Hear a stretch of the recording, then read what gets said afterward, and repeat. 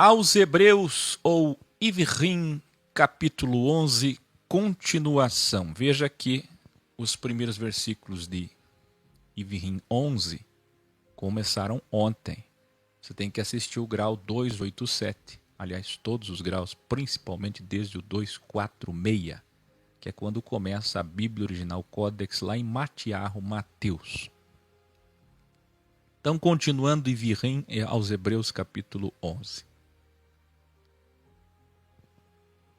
Foi pela fé que Jacó, à beira da morte, abençoou quando ainda existia bênção e maldição, presta atenção, cada um dos filhos de José e agradeceu ao Criador, se apoiando e se inclinando com dificuldade na extremidade, assentando-se da sua cama. Sabe o que é?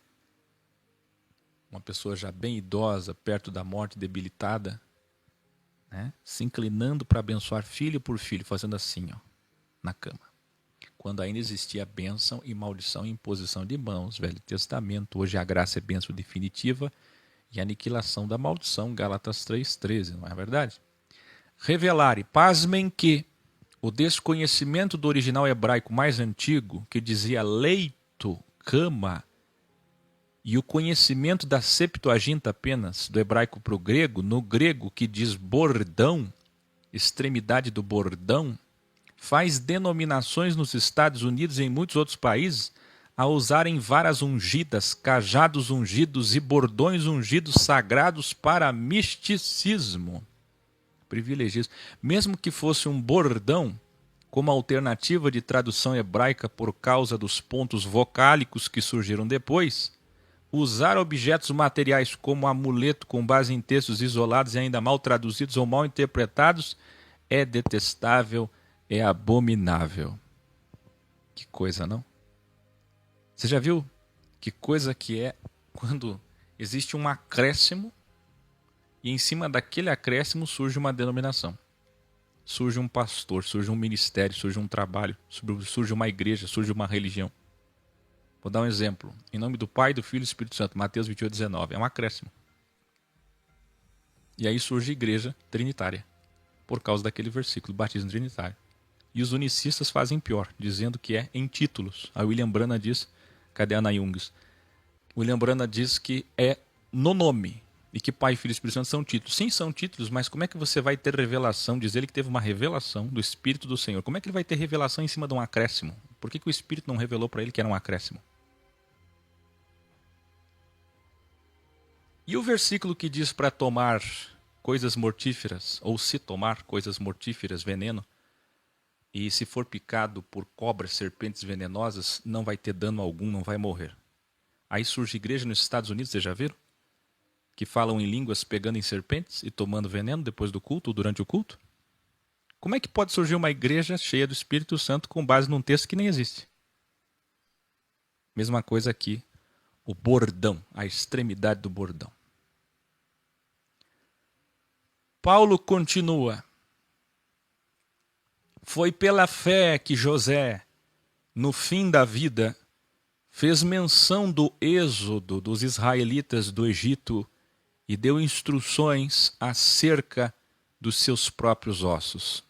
Foi pela fé que Moisés, recém-nascido, foi escondido durante 3 meses por seus pais, pois estes viram que ele não era uma criança comum e não temeram o decreto do rei do faraó. Foi pela fé que Moisés, já adulto, recusou ser chamado filho da filha do faraó, preferindo ser maltratado. Eu pergunto aqui, quem aqui quer ser bem tratado? E quem aqui quer ser maltratado? Você sabe o que é amar a Cristo? Ter fé? Fé é escolher ser maltratado aqui nesta vida. Penso que quase todos nós nascemos com o entendimento de que essa é uma oportunidade única. Será que tem vida depois da morte? Então é a minha oportunidade. Eu estou vivo, eu existo, e se eu existo, eu vou aproveitar. Eu vou aproveitar. Aí como pode alguém que tem essa concepção de minha vida única, vou aproveitar, escolher ser maltratado?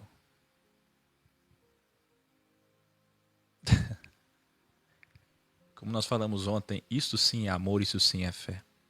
Isso sim é vencer seu ego, seu diabo. Isso sim é renúncia. Que coisa linda, né? Recusou ser chamado, recusou status, recusou rótulo, poder. Recusou o que hoje a bancada evangélica quer no mundo inteiro. Recusou ser chamado filho da filha do rei, do presidente, preferindo ser maltratado. Um arquiteto formado na melhor faculdade, na melhor universidade da Terra. Na Oxford daqueles dias, na Harvard. Vocês têm ideia de que Moisés abandonou o status, o poder, as regalias, tudo por amor, que nós chamamos aqui de fé. A fé que opera por amor, a fé que é crivada e aprovada através do amor. Recusou ser chamado filho da filha do presidente, preferindo ser maltratado com o povo hebreu, que era nada mais, nada menos do que incultos, iletrados, pobres, miseráveis, escravos. Você rejeitar, isso que é caráter, né?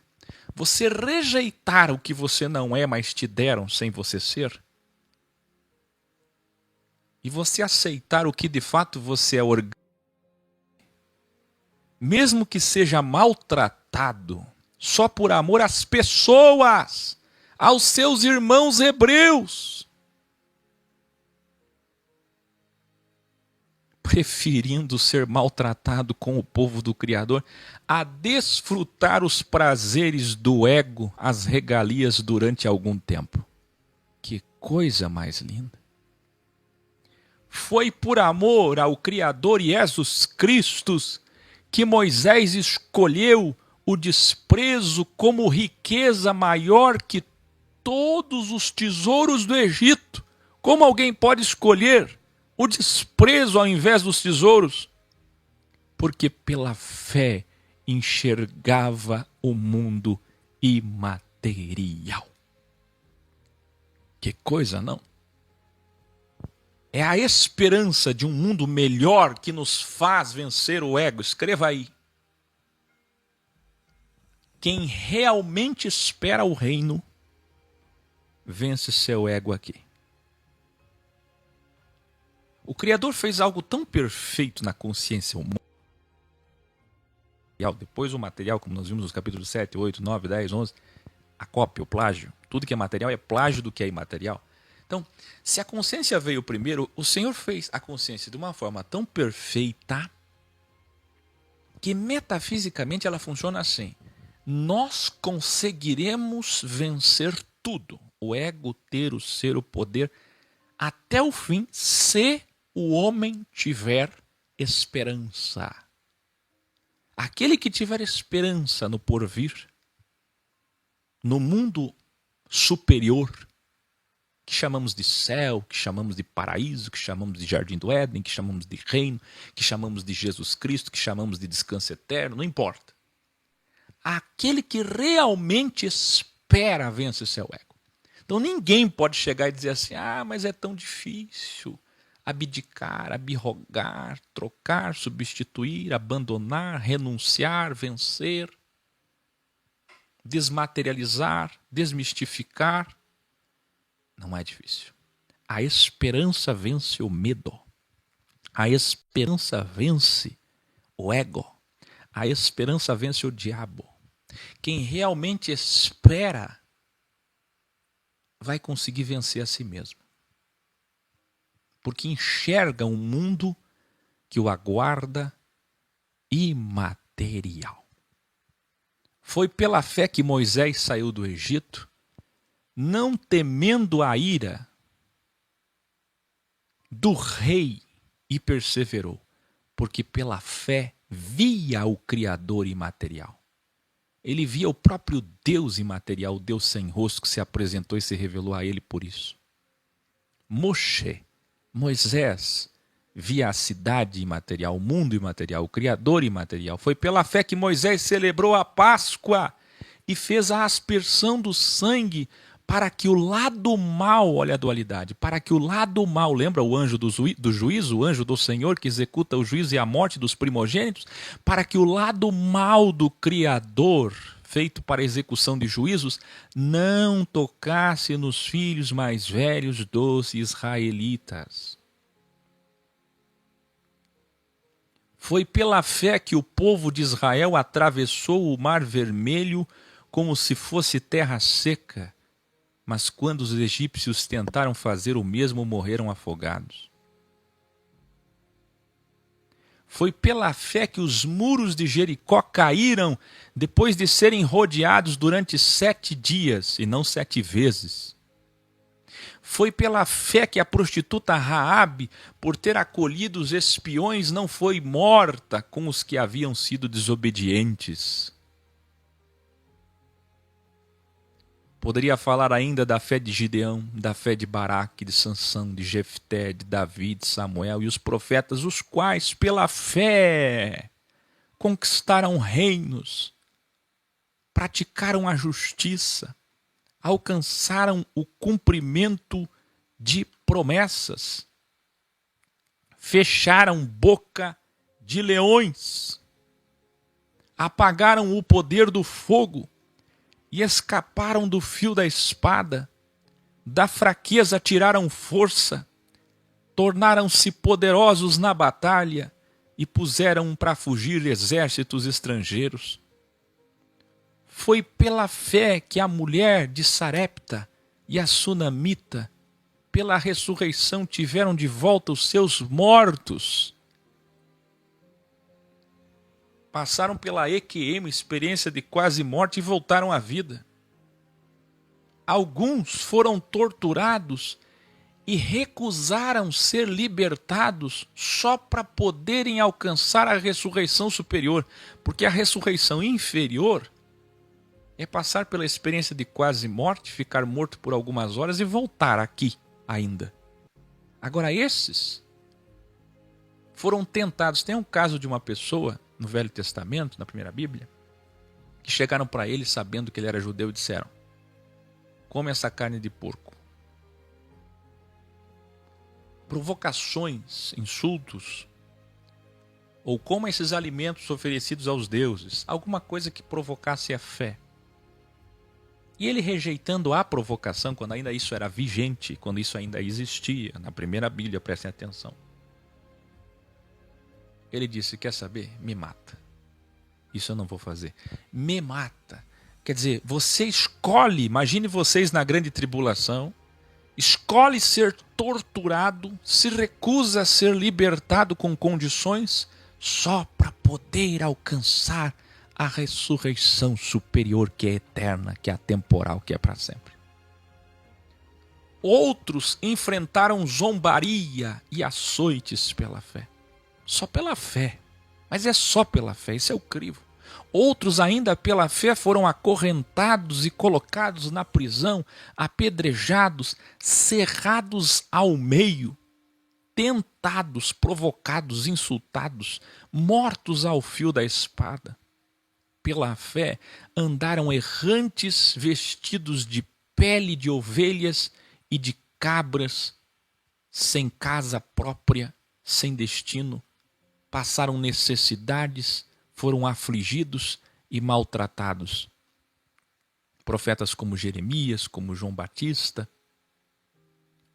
O mundo não era digno deles. Que lindo. De tão desmaterializados, de tamanha fé. Vocês estão entendendo o que é fé no original e o que eles, o sistema religioso hoje das igrejas, chama de fé? Vocês estão vendo, conseguindo enxergar a diferença entre fé religiosa, material, ritualística, mística, privilegista e a fé que a escritura original de Paulo está falando? O mundo não era digno deles. Isso sim é fé. vagaram pelos desertos e montes, pelas cavernas e grutas. Todos esses venceram o mundo pela fé. No entanto, nenhum deles recebeu o que havia sido prometido na primeira Bíblia. Que coisa! O plano original e perfeito do Criador era que nós, da segunda Bíblia depois de Cristo, que temos a promessa cumprida, isto é, o próprio Jesus Cristo, a própria fé, o cumprimento de todas as promessas, algo que ninguém que eu citei nessa lista de Ivrim aos Hebreus capítulo 11, algo que ninguém dessa lista pôde ter. Agora, todos que eu citei nessa lista, que venceram pela fé, que foram torturados pela fé, eles vão ter o prazer de desfrutar Jesus Cristo e Yahshua Mashiach juntamente conosco.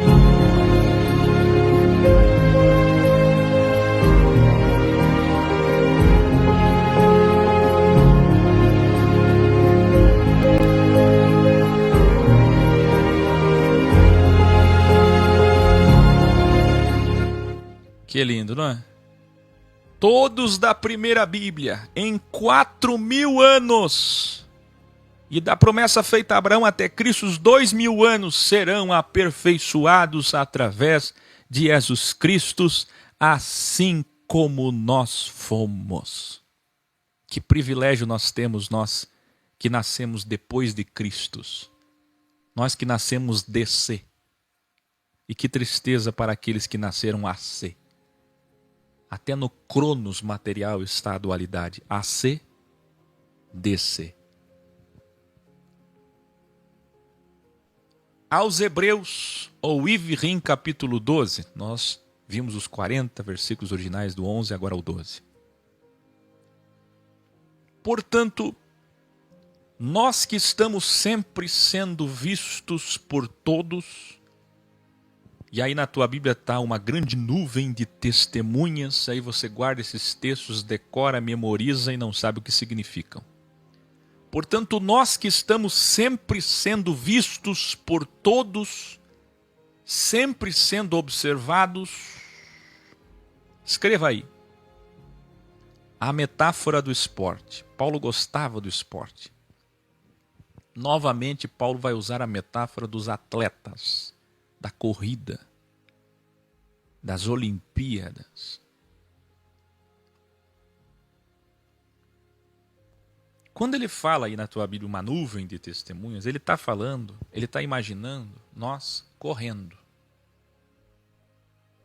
E toda corrida tem muita gente assistindo, sim ou não? Então quando fala nuvem de testemunhas aí, é como se estivesse remetendo ao estádio. Então escreva aí. Existe um estádio lotado nos assistindo. Nós cristãos, os verdadeiros, os originais, não salpizado, estamos sendo vistos por milhares, milhões, bilhões de pessoas nesse estádio lotado. O estádio está cheio. E quando tem maratona nas ruas, as pessoas se aproximam nas ruas para filmar, para tirar foto, para observar. Principalmente a maioria quer ficar na largada ou na chegada. Quem está entendendo? É com esse entendimento que podemos ler. Portanto, nós que estamos sempre sendo vistos por todos nesse estádio, sempre sendo observados nesse estádio lotado, nessas ruas cheias de multidões, devemos nos libertar de tudo que nos atrapalha na corrida. Devemos nos libertar de todos os erros produzidos por nosso ego, correndo como atletas até o fim.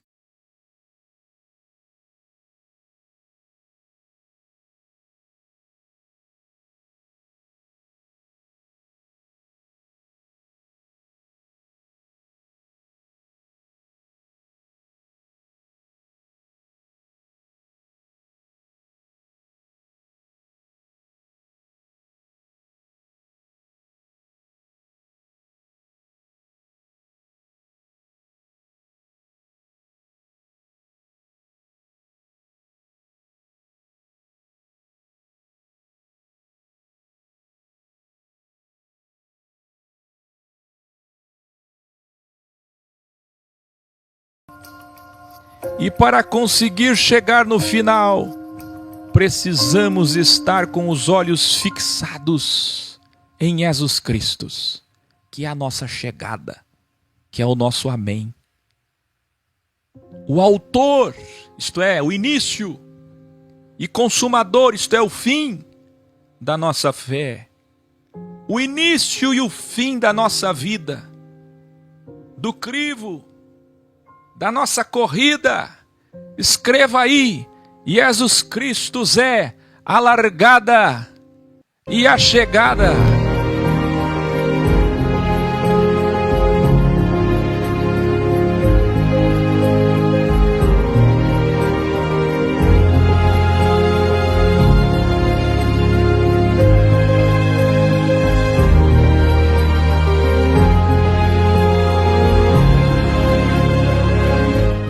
Ele suportou a cruz. Mesmo sendo o criador de todas as virtudes do bem e do mal, olha o original. Conhecendo a virtude negativa chamada vergonha, a virtude negativa chamada desprezo, a virtude negativa chamada abandono, ingratidão. O que mais doeu em Jesus não foram os açoites, não foi a lança, não foram os cravos, foi o abandono, a ingratidão do seu próprio povo. E mesmo sendo sensível, Cristo era sensível, ele chorava, não é que nem você que não derrama uma lágrima. Mesmo sendo sensível a tudo isso, venceu e está metaforicamente como todo vencedor à direita do rei, isto é, no pódio. Por que se usa tanto essa metáfora, à direita, direita, direita, direita? Primeiro porque Cristo é o favor, o amor, a graça, como falamos ontem, desde o grau 146. Ele é a destra, o lado do bem, a mão direita do Criador, e o anticristo, Jeová, é o lado da esquerda, a sexta. E segundo, porque essa metáfora tem origem, tem história. Toda vez, num julgamento, no esporte, em muitas outras áreas da vida, quando alguém era exaltado, era colocado à direita. Quando alguém ia ser julgado, condenado, à esquerda. Réu, à esquerda. Agora o vencedor, o inocente, a vítima, à direita. E tem gente que acha que tem um trono lá, com o Pai, aí do lado direito, o Filho e o Espírito Santo voando como uma pomba, como se fosse uma pomba. Tem que evoluir, não tem? Como diz Hebreus 2, é a hora de sair dos assuntos infantis e ser adulto. Isso aqui é para de maior. Tenham o Supremo Mestre Jesus Cristo como exemplo de superação e persistência.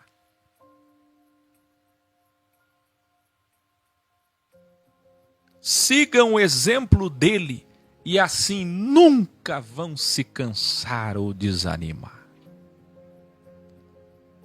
Vocês ainda não sabem o que é ser mártir, o que é ser torturado até a morte pela fé. Nenhum de vocês sabe o que é isso. Em Provérbios 3, 11 e 12 encontramos, ele cita aqui Provérbios: meu filho, nunca despreze a exortação do Senhor, confronto, evolução.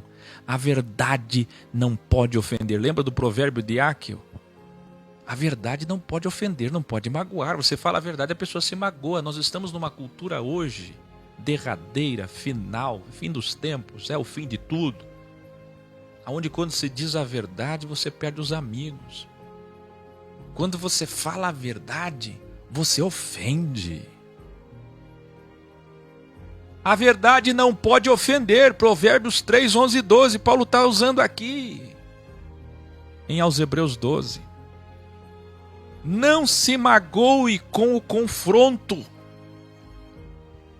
pois o Senhor diz a verdade porque ama.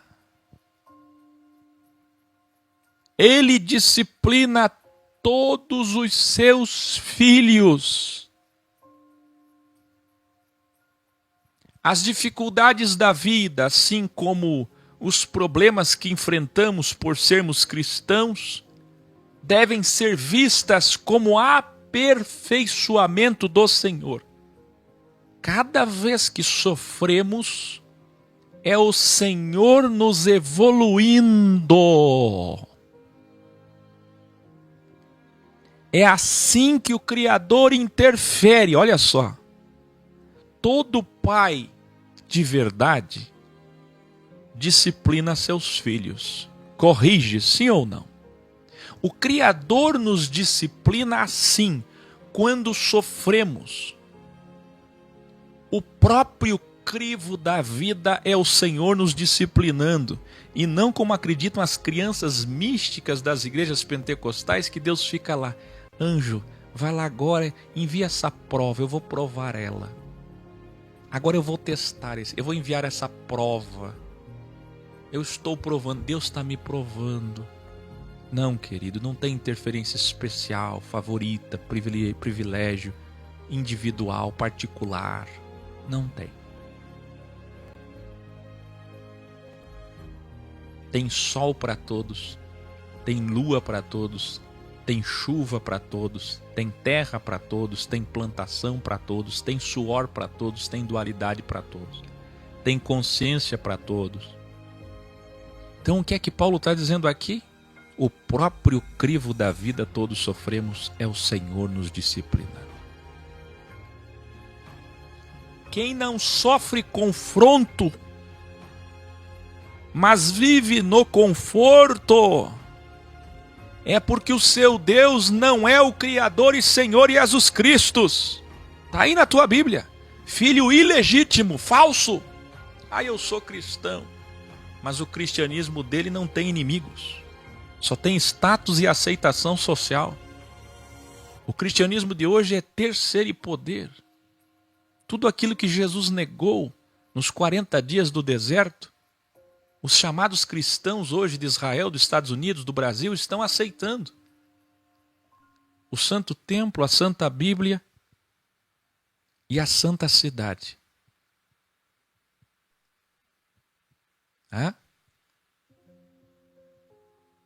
Quem vive em conforto é porque o seu Deus não é o Criador e Senhor Jesus Cristo. Porque quem tem Jesus como mestre e pai, passará todo tipo de problema aqui. Porque realmente estão, na verdade, são filhos originais, são filhos legítimos e não falsos, joio, ilegítimos. Quem sofre é porque é filho. Mas não é quando você se converteu, levantou sua mãozinha, fez uma confissão religiosa, nem disse a partir de hoje sigo a filosofia X. Nunca. É quando você passou a seguir Cristo, você fez metanoia, converter e dar meia volta. Quando você passou a estar na contramão, no caminho reto, estreito, na contraposição de todo o sistema.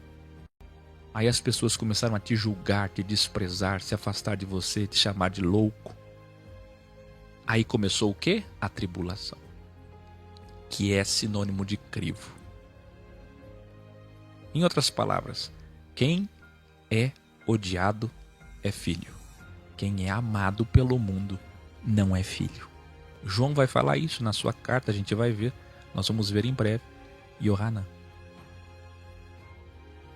Se na vida material nossos pais nos disciplinaram e nós os respeitamos ou respeitávamos, para aqueles que já faleceram, tem pais já falecidos, muito mais devemos nós respeitar o crivo do Criador, porque Ele é o Pai de todos os espíritos. E aí vai ter espiritualista que vai usar esse texto isolado para corroborar suas ideias erradas. Não, quando diz o Pai dos espíritos, é só para fazer dualidade ao Pai carnal. O Criador criou consciências e deu carne para essas consciências, encarnou elas. Você tem uma carne aí, não tem? Quando você morre, fica só a consciência. Volta ao primeiro, ao início, que é o imaterial. Então, por isso que ele é pai dos espíritos. Ele é maior, ele é superior. Nossos pais nos disciplinam ou disciplinavam aqui, no tempo material, segundo a verdade relativa deles, segundo o que eles achavam certos. Cada pai, segundo a sua evolução, tem sua visão de mundo, seus dogmas, suas regras, suas proibições. Cada pai, cada mãe criou seus filhos de acordo com aquilo que achava certo. Estão entendendo?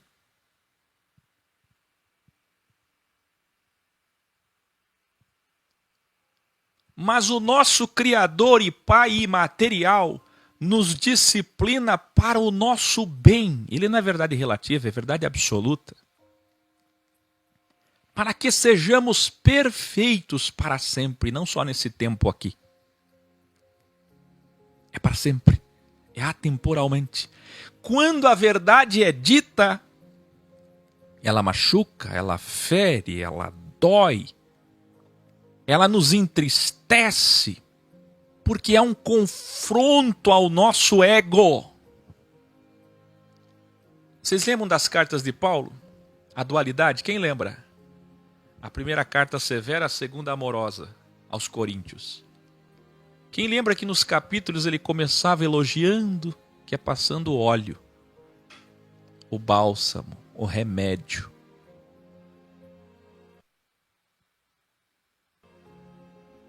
Que é a mesma coisa de um psicólogo dizendo, olha, quer tomar um cafezinho, um chazinho, senta aí no divã, fica calmo, fica tranquilo, vamos começar. Que é a mesma coisa de uma enfermeira antes de tirar sangue, antes de aplicar uma vacina, uma injeção em alguém. Calma, calma. Anestesia é uma técnica didática de professor. Lembra quando Paulo dizia assim, amados, filhinhos que eu tanto amo, é porque vinha bronca. Por amor. De duas uma. Quem fala a verdade o tempo inteiro ou é louco, ou ama muito os seus alunos. Ela fere, ela nos causa uma tristeza temporária, porque é um confronto ao nosso ego, está aí na sua Bíblia. Mais tarde, porém, ela evolui nossa alma, nossa consciência, aperfeiçoando nosso caráter, nossa ontologia, nosso ser, e produz paz interior, porque primeiro ela nos causou tristeza, o que não é paz, e em seguida vem o refrigério, a paz, porque o problema foi resolvido. É como arrancar um dente que estava doendo. Dói, mas tem que fazer, não tem? Não é para o bem, não é para melhor? Depois tudo não fica bem? Quem aí escutou verdades aqui até hoje? Doeu, mas valeu a pena.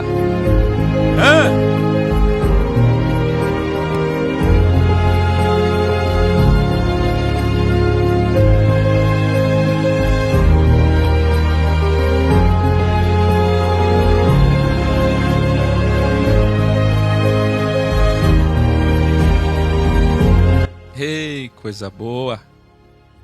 Mais tarde, porém, ela evolui nossa consciência, aperfeiçoa nosso caráter e produz paz interior. Portanto, como disse Isaías 35, 3 e 4, abre aspas, fortaleçam as mãos enfraquecidas e os joelhos cansados. Andem pelo caminho reto, estreito e suave, que é Jesus, para que os seus pés não tropecem ou se desviem, que é a verdade. A verdade é um caminho estreito. Não dá para oscilar muito. A verdade, ela é estreita, porque ela é contra tudo, contra todos, todos estão na contramão. A verdade é estreita porque ela não tem flexibilidade. Não dá para relativizar a verdade absoluta, dá para relativizar a verdade relativa. Assim, os involuídos que são como mancos não desanimarão e não se afastarão, que é o que significa apostasia, mas serão curados e terão forças para caminhar. Como é que alguém vai caminhar, vai correr, vai chegar até o fim? Os fracos, os involuídos são como mancos que estão com um problema no pé, nas pernas. É assim que Paulo compara. E nem necessariamente um problema na perna, mas pessoas que estão cansadas, desidratadas, desestimuladas e vão se afastando, rata, pé, chavão, apostasia. Como é que eles vão ter força para se curar ou para ter ânimo, motivação de ir até o fim? Através do caminho reto. O caminho tem que ser suave. É você quem faz o caminho. Sabe o que ele está dizendo aqui? É você quem faz o caminho. O caminho é Jesus, mas é você que é responsável.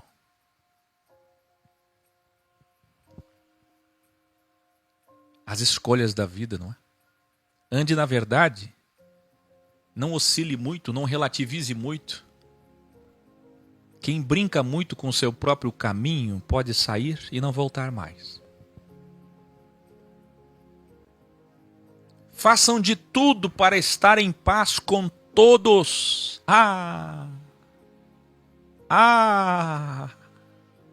Isso aqui é extraordinário, é silêncio e toda a atenção agora. Se é que já não estavam dando, deveriam estar dando. Silêncio. Façam de tudo para estar em paz com todos, sem nenhuma mágoa, nenhum conflito. Escreva aí, nenhum conflito. E assim vocês serão santos, perfeitos, E aí que vem o clichê. Pois sem essa santidade, sem essa perfeição do quê? De estar bem com todos, sem mágoa, sem conflitos, sem divisão, sem afastamento, ninguém verá o Senhor. Sabe o que é que impede de chegar lá? É a falta de amor. É a falta de perdão.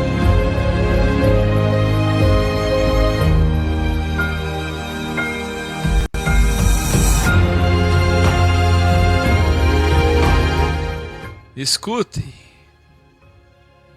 da tua parte tem que haver perdão. Se a pessoa não quer andar junto, aí a culpa é dela. Mas você tem que estar sempre disposto, sempre com a mão assim. Quer voltar a andar comigo? Venha. Eu não quero. Cortei relações com esse herege. Qualquer tipo de mágoa, de afastamento, com qualquer tipo de pessoa, especialmente nossa família, os cristãos, família espiritual, família material, impede você absolutamente de ir para o reino. Só vai para o reino quem está de bem com todos, pelo menos da sua parte. É impossível estar em paz com todos no sentido de que mas você tem que estar com a mão assim. Agora, ai de ti, se alguém fizer assim, dizendo me dá uma nova chance, e você não der. Quem entendeu?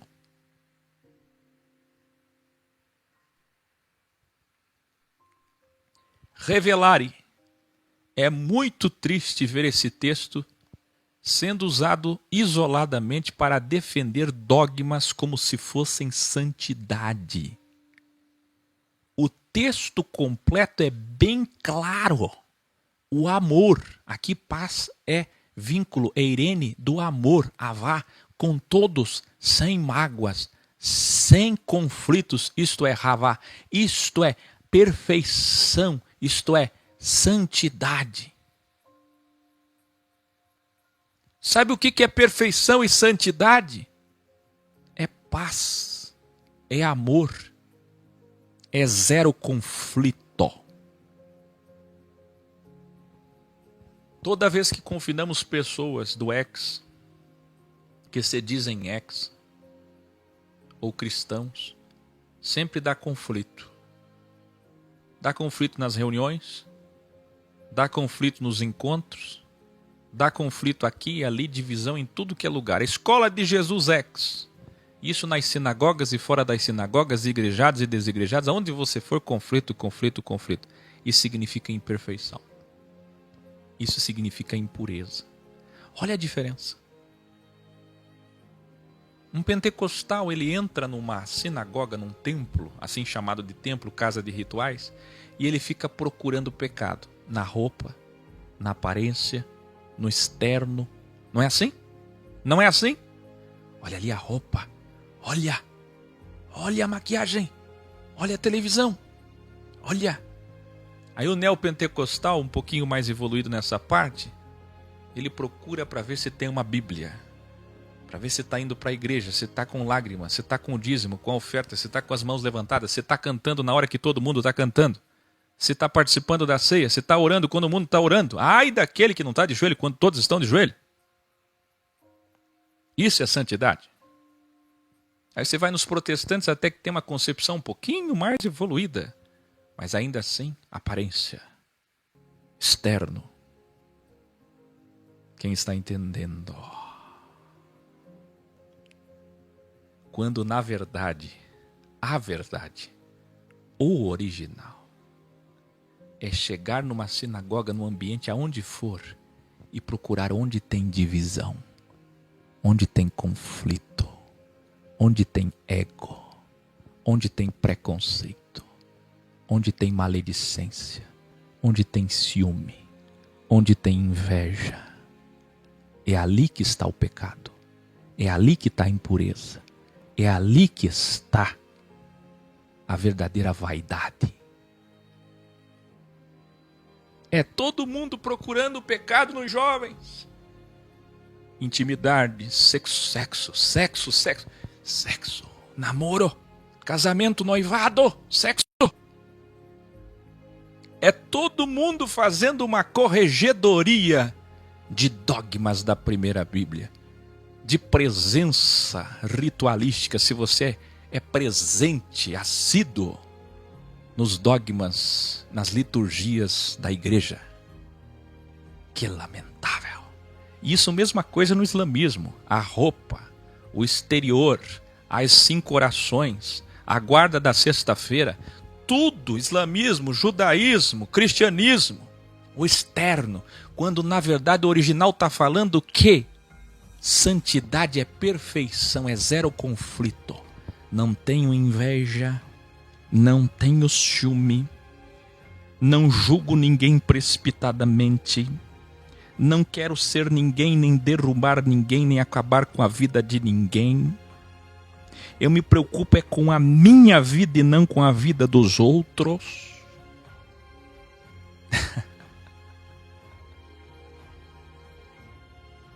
Estou sempre pacificando, não falo mal de ninguém, não invejo nada de ninguém. E se for para fazer alguma coisa com outrem, que seja ajudar, contribuir. É isso que está dizendo aqui. O texto é bem claro. O amor, a paz, sem mágoas, sem conflitos. Isso é perfeição. Isso é santidade. Milhões estão bem, muito bem, religiosamente, obedecendo todos os rituais e dogmas das suas igrejas e religiões, mas não estão bem com o Senhor, pois o Senhor está nas pessoas. Veja agora o contexto, os próximos versículos vão elucidar isso e comprovar isso. Eles estão falando claramente do vínculo da perfeição, que é o amor. O autor desses textos de Hebreus 12 é o mesmo de 1 Coríntios 13.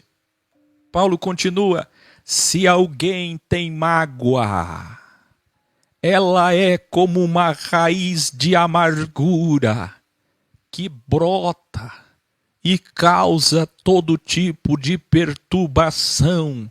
A perturbação da consciência, a acusação. E sabe qual é a perturbação também? O magoado, pois, costuma se vingar. Costuma se vingar, falar mal, desabafar e assim contamina. Esta é a perturbação. Há muitos gerando divisão, duas visões, gerando diabo, daimon. O significado de divisão é o mesmo de diabo. Desta forma, quem tem mágoa ou vive em conflitos sem paz, está se afastando da graça. Está aí na tua Bíblia. Sabe o que é graça? Graça é amor. Graça é a perfeição através do perdão. É nova chance, é porta aberta ao lado, é nova oportunidade. Esaú, por causa de uma única refeição, olha o ego, vendeu os seus direitos de herança, tomou uma decisão precipitada, temperamental. Quer saber? Vou resolver isso aqui. Olha só, a vida é feita de escolhas. Uma escolha motivada pelo ódio, pelo ego, pela vingança pode destruir tua vida. Olha aqui, ó.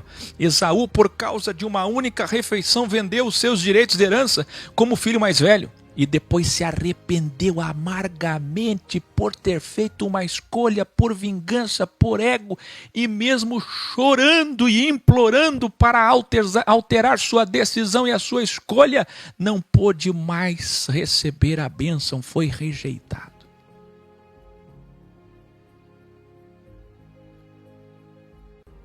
Vocês estão entendendo o que o texto está falando de amor? Que coisa!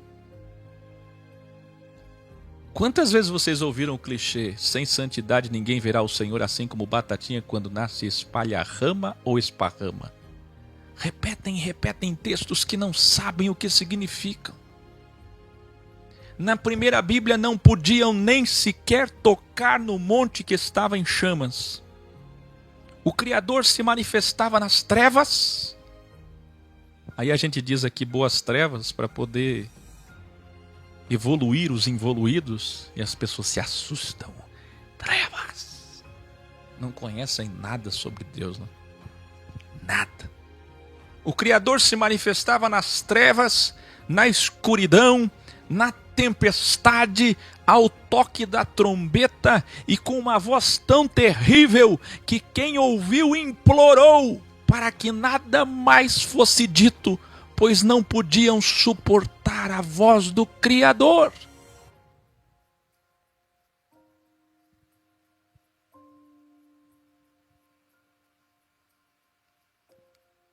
Foi assim que a primeira Bíblia foi entregue aos homens, debaixo de trevas, de escuridão, de tempestade. Muitas passagens nos mostram isso. Aqui Paulo cita Êxodo 19:12, Êxodo 20:19, Êxodo Deuteronômio 5:23, Devarim 5:23. Abre aspas e diz: até um animal, se tocar no monte, deve ser apedrejado. Você viu o que é Yehová? O que é a sextra do Criador? Tudo era tão terrível que até Moisés disse, Deuteronômio 9:19, estou apavorado, eu estou trêmulo, eu estou com muito medo. Olha o que a primeira Bíblia produz: medo.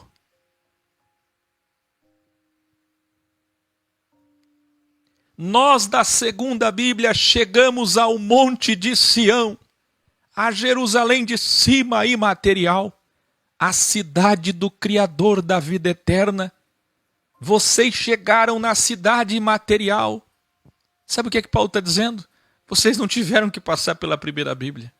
Se alguém está passando por medo, culpa e ganância aí nas sinagogas que pregam a primeira Bíblia ainda, é tolice. Porque nós já chegamos direto na graça, em Cristo. Isso não alivia nada. Só evitamos Jeová. Vocês chegaram na cidade imaterial. Vocês já chegaram, na verdade, direto na cidade imaterial, onde estão todos os anjos, isto é, todos os espíritos do Criador em festa. A metáfora. Vocês chegaram no tempo da igreja, da eclésia, da formação de um corpo de cristãos, os filhos do Criador, cujos nomes estão escritos imaterialmente. É metáfora, não tem nenhum livro físico. Vocês chegaram ao juiz e criador de todos os homens, os vivos e os justos que já morreram. Vocês chegaram direto a Jesus Cristo, mediador da nova Bíblia, como nós vimos em Ivrim aos Hebreus capítulo 9. Vocês chegaram no sangue aspergido de Cristo, que fala melhor do que o sangue de Abel. Como é que eu vou entender isso? E a Bíblia original, o Códex, explica. Pois o sangue de Abel orava pedindo vingança, olho por olho, dente por dente, ódio. Mas o sangue de Cristo clama, ora, pedindo perdão e acesso ao Espírito do Criador. Ouçam essa voz. Quem ainda está debaixo dos rituais nas casas religiosas, templos, sinagogas, que só tem ritual e repetição. Essas pessoas que estão debaixo de cultos e missas da primeira Bíblia, elas estão escutando a voz do sangue de Abel. A voz do ódio, da vingança, do ego, da justiça, do clamor, do dente por dente, olho por olho. Mas é para ouvir a voz do sangue de Cristo que clama por perdão, por graça. Escreva aí, Sião é superior ao Sinai. Sião representa a segunda Bíblia, Sinai representa a primeira Bíblia. Sião representa a segunda Bíblia e a graça. Ele é o leão da tribo de Judá, como nós vimos ontem no capítulo 10. Como nós vimos ontem no capítulo 9. Ele nasceu na tribo de Judá e não na tribo de Levi. Judá é superior a Levi agora. Melquisedeque é superior ao sacerdócio levítico. Sião é superior ao Sinai. A Galileia é superior a Jerusalém.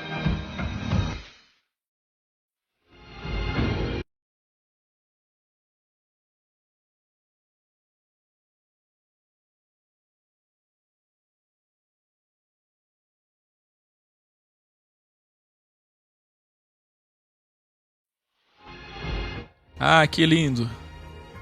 Se os que se recusaram a ouvir o Criador quando manifestou a primeira Bíblia não escaparam, quanto mais nós, se não ouvirmos a voz do seu Espírito na segunda Bíblia, escaparemos? É isso que significa a blasfêmia contra o Espírito, que vocês devem lembrar do capítulo respectivo original, quando eu ensinei o que significava isso. Quase ninguém sabe o que é a blasfêmia contra o Espírito. É isso aqui, ó. É o que ele falou em Ivrim capítulo 10 e agora no capítulo 12. Não se pode rejeitar o último culto, o último ritual, o último sacrifício. A única vez que nós tivemos graça. A voz da primeira Bíblia abalou, sacudiu, tremeu a terra. E agora ele prometeu, Êxodo 19, 18 e Salmo 68, 8. Na segunda vez, abalarei não apenas a terra, representando a matéria, mas também o céu. Isto é, eu mexerei, sacudirei, eu vou colocar minhas mãos lá no céu, isto é, na imatéria. Além do delta, tempo, espaço e matéria. Entenda, na primeira vez o Criador abalou a matéria. Aqui Paulo explica o que é que ele quis dizer. E o que é que o texto quer dizer de Êxodo 19, 18 e o Salmo 68, 8. Na primeira vez o Criador abalou a matéria. E na segunda vez ele vai transformar a matéria em imatéria. Vai transmutar alquimizar, para que tudo que é imaterial, que veio primeiro, que é original, permaneça eternamente. É esse o significado de abalar o céu, pois o cosmos imaterial é inabalável. Sejamos então agradecidos ao Criador por este reino inabalável.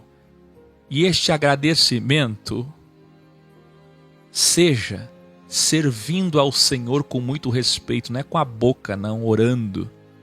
Não, é servindo a Ele, é caminhando com retidão, com integridade, com caráter, com muito respeito e temor, pois o nosso Criador e Senhor é fogo consumidor.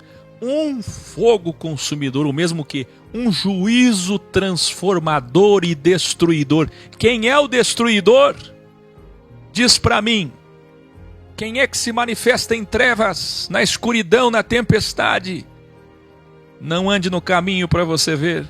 Como diz a primeira Bíblia, e Paulo cita aqui Deuteronômio 4:24. Este é um clichê muito conhecido. Assim como nós vimos ontem, minha é a vingança, eu retribuirei, eu pagarei, bem para quem é bem, mal para quem é mal.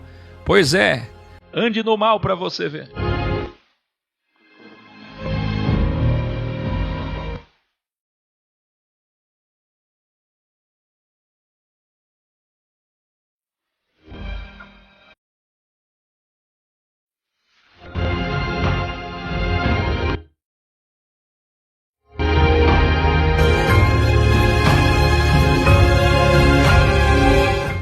Que lindo e que terrível. Aqui termina os Hebreus Ivrim, capítulo 12, último capítulo. Aos Hebreus, ou Ivrim, capítulo 13. O sistema ama o capítulo 10. Não deixei a congregação. E a CCB acha que está falando dela. E o sistema ama o capítulo 13. O sistema ama o capítulo 13 porque fala: obedecei vossos pastores. Eles não entendem o que diz o capítulo 10, nem o capítulo 13. Dê uma Bíblia original Codex para eles. Passe esses links para eles. Talvez eles não vejam num primeiro momento, mas pelo menos eles saberão que existe vida, e vida eterna, além da morte de todos os rituais. É incrível, né? Mas a congregação cristã, é claro que em suas devidas proporções eu faço essa comparação. A congregação cristã do Brasil acha que o capítulo 10 está falando dela, a nossa congregação. Eles sabem que não é, mas eles forçam o texto. Porque algumas antigas traduções dizia congregação. Porque é o termo hebraico para isso, e o grego é igreja. Aquelas que se basearam na Septuaginta trazem igreja, como nós vimos ontem.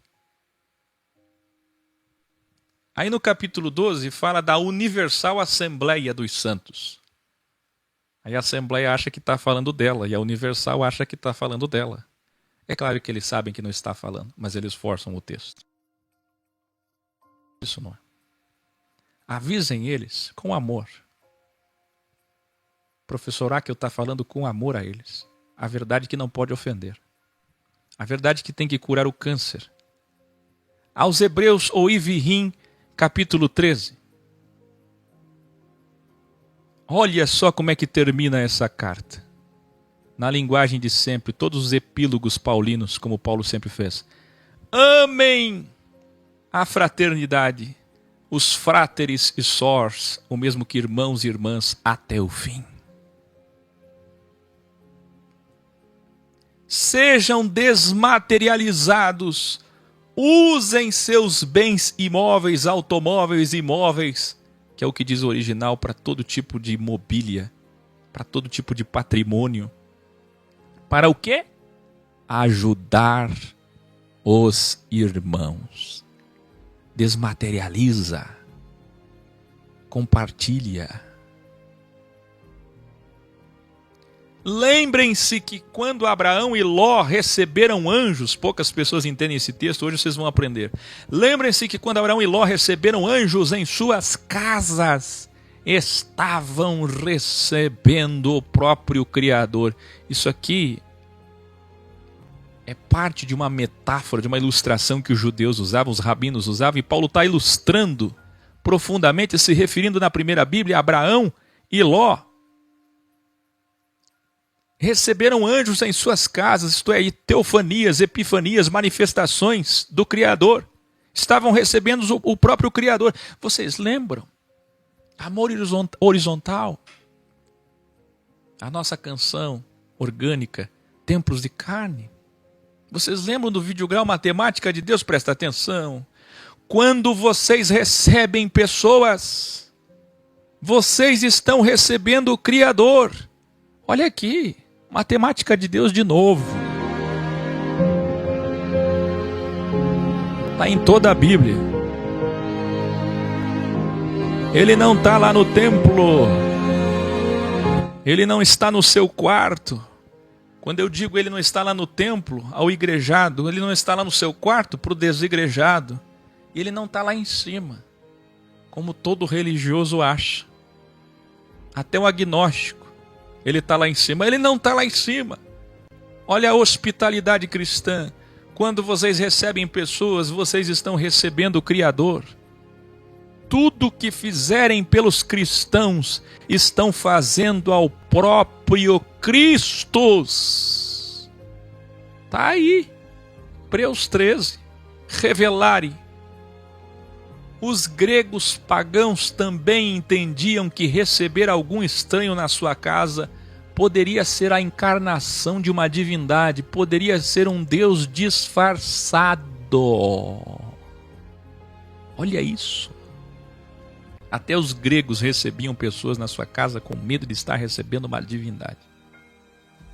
Tudo isso falamos no grau Matemática de Deus, o Criador não é invisível, pecado, não gostei de Deus também. São títulos. Paulo continua. Lembrem-se dos que estão na prisão injustamente, como se estivessem presos com eles.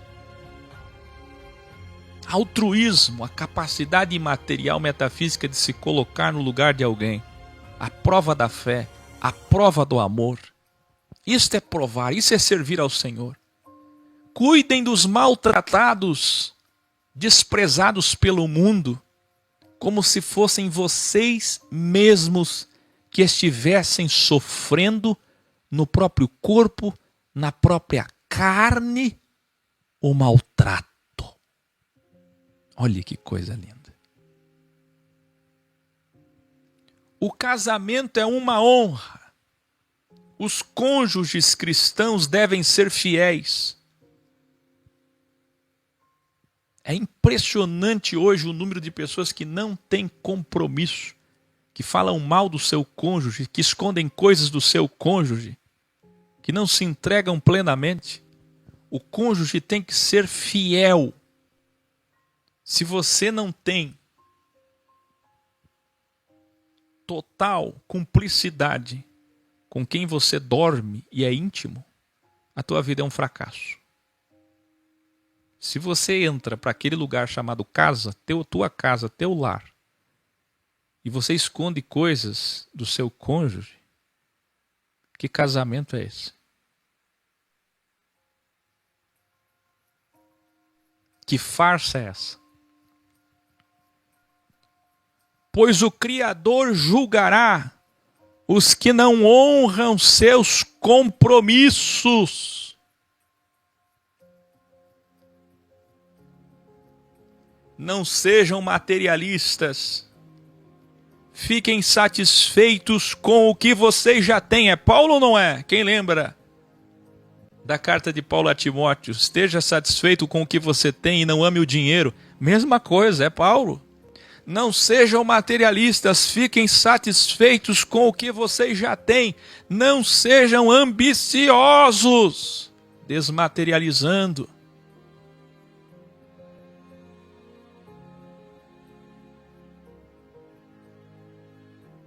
O Criador já fez tudo perfeito. Ele disse, Gênesis 28:15, Josué 1:5, Deuteronômio 31:6. Esse texto aqui da Bíblia, da primeira Bíblia, que Paulo cita sem contexto, é fruto de privilegismo, favoritismo, misticismo. Ah, o meu papai. Eu sou filho especial. Não é assim?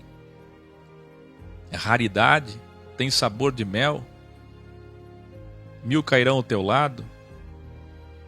O homem não será abandonado. Olha o que é que Paulo está tratando. Tem sustento para todos. Revelare. O que está sendo dito aqui, sem privilégio ou misticismo, é: a terra produz ao plantar. Basta trabalhar e terá sustento. Deus fez tudo perfeito. Plante e a terra dá. A terra dará. Paulo continua. Ele fez tudo perfeito e por isso podemos dizer como no Salmo 118:6. O Senhor é nossa ajuda, não tenho medo, pois o que podem me fazer os homens? Ou seja, no mesmo espírito de Filipenses 4, 11, 12 e 13, Mateus 6, 30, 31, 32, 33. Estas coisas vos serão acrescentadas. Que coisas? Sustento. Porque Deus tem cuidado com o lírio do campo, com as aves do céu. E por acaso Deus fica mandando anjos e cuidando especialmente? Raridade, você é o espelho, tem sabor de mel. Oh, filho querido, vem cá. Cada pardalzinho, cada ave, Deus vai lá. Não. Tem ave que morre na boca do gavião ou não tem? Ainda ontem aqui em Gramado, aqui é muito arborizado, tem toda espécie de animal. Na rua você encontra passarinho. Ainda ontem um passarinho ficou das 5 da tarde até 2 da manhã. E eu tive o cuidado de sair aqui para ver se eu não encontrava o filhote dele. Porque a mamãe estava gritando na árvore, mas gritando. E ficou até 2 da manhã chamando o filho, tentando encontrar o filhote. Aí eu te pergunto, se esse filhote morreu, Deus não cuidou? Ele não foi fiel nos dízimos, nas ofertas? Ele não acreditava na Bíblia? Ele não se converteu para a igreja certa, esse filhote? Mas a Bíblia não diz que Deus cuida das aves do céu e dos lírios do campo? Por que tem lírio que nasce bem e outro não nasce tão bem? Algum nasce com alguma deficiência, alguma falta, alguma ausência? Veja que tudo que ensinam de favoritismo e privilegismo é uma farsa. Eu, humildemente, como um jovem de 32 anos, desafio todo o sistema judaico, religioso, cristão, protestante, católico a provar para mim que o Criador interfere. Nunca! Quando é que ele interfere? Não tem favoritismo. Ele já interferiu, ele já fez tudo muito bem. Ele já fez tudo perfeito e bom. Quem entendeu? Ou por acaso Deus fica cuidando de cada líriozinho? Todos os lírios se dão bem e vivem bem? Ou Deus escolheu algum lírio para nascer mal e viver mal e morrer mal? Eu vi o testemunho de uma senhora ontem, muito lindo, muito... No comentário do vídeo de ontem, talvez esteja me assistindo, provavelmente sim, dizendo que o Criador quis que ela sofresse. O Criador não escolheu isso para a senhora. Aprendam isso. O que tem de gente em depressão, procurando psicólogo, se enchendo de remédio, isolado em casa, com síndromes diversas, tentando entender por que acontecem tragédias na vida deles, tentando entender por que é que Deus fez isso com eles. Ai! Deus não fez nada disso. Ele já interferiu lá no Gênesis. No Gênesis. O Senhor é nossa ajuda nesse sentido.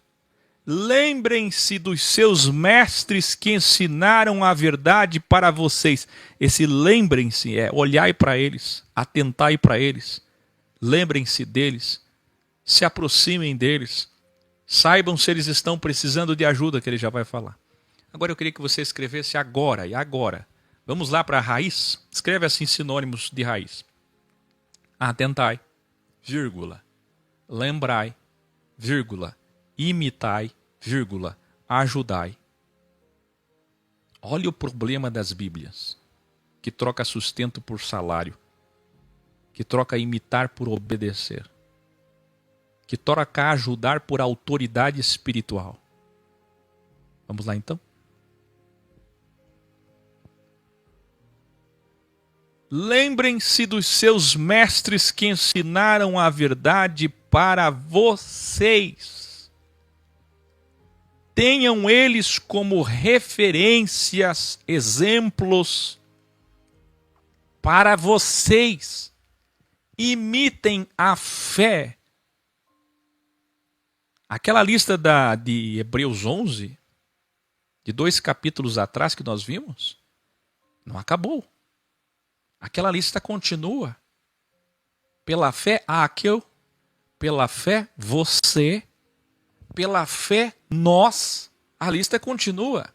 Imitem a fé dos vossos professores da verdade. Aí vem. Jesus Cristo é atemporal. É o mesmo ontem, hoje e eternamente. Ele é o Pai, o Filho e o Espírito. Olha o delta. Escreva aí, delta. Passado, presente e futuro. Tempo, espaço e matéria. Comprimento, largura, profundidade e altura. Outro delta. Ontem, hoje, eternamente. Velho, Novo Testamento e reino. Jesus Cristo é o Pai, o Filho e o Espírito.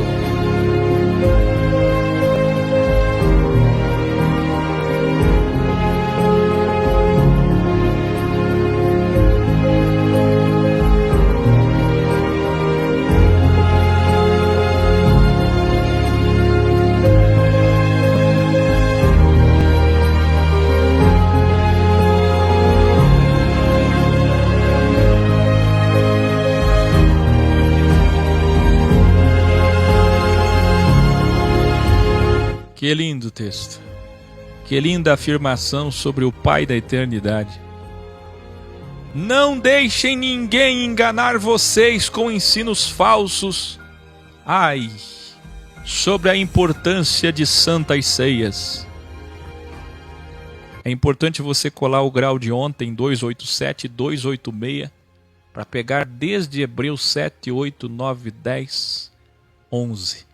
Aí você vai entender a questão de Eucaristia, comunhão, ceia, santa ceia, ritual, também feito em áreas do espiritismo baixo. Onde tiver um cristão fazendo ritual, um judeu fazendo ritual, um islâmico, um muçulmano fazendo ritual, escutem o que diz esse texto. Não deixe ninguém enganar vocês. E de quem que ele está falando? De falsos mestres e de falsos ensinos. Mas que falsos ensinos? O que ele vai falar agora? Ele vai dizer quem são os falsos mestres. É o Áquel? Não. O Áquel ensina a verdade. Nós vimos aqui. Tudo o que eu ensino, desmaterializando, está aqui ou não está? Quântica, está aqui ou não está? A dualidade, está aqui ou não está? Trevas, escuridão, acabamos de ver o destruidor, Jeová, o anjo do Senhor, a punição, o juízo, o fogo consumidor, minha vingança. Tudo que eu ensino está aqui. O amor horizontal está aqui ou não está? Está tudo aqui. Eu não inventei nada de mim mesmo. Vamos ver então quem é o falso mestre.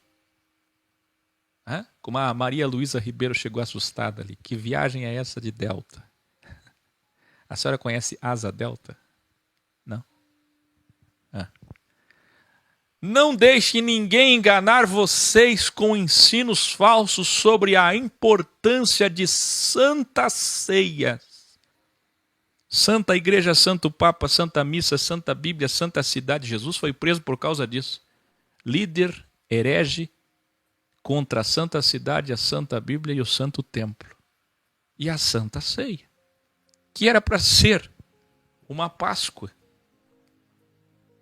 E nem Páscoa era para ser, porque era para os homens circuncidados. Que grande má interpretação. Veja lá os originais de 1 Coríntios 11 para você saber o que é ceia. Pelo amor do Criador. Não deixe ninguém enganar vocês com ensinos falsos sobre a importância do quê? De santas ceias. Está aqui.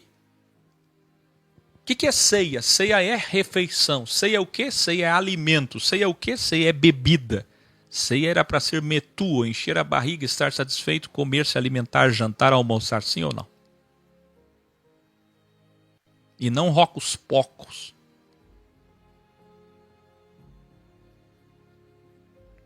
Olha só o que é que Paulo vai dizer aqui. Ó. A consciência de vocês deve ser alimentada com a graça. Na verdade, as escolas de Jesus da filosofia X têm ceia? Tem ceia? Respondam aí, professores. Tem ceia aí? Vocês fazem ceia? Tem. Qual é o alimento? Graça.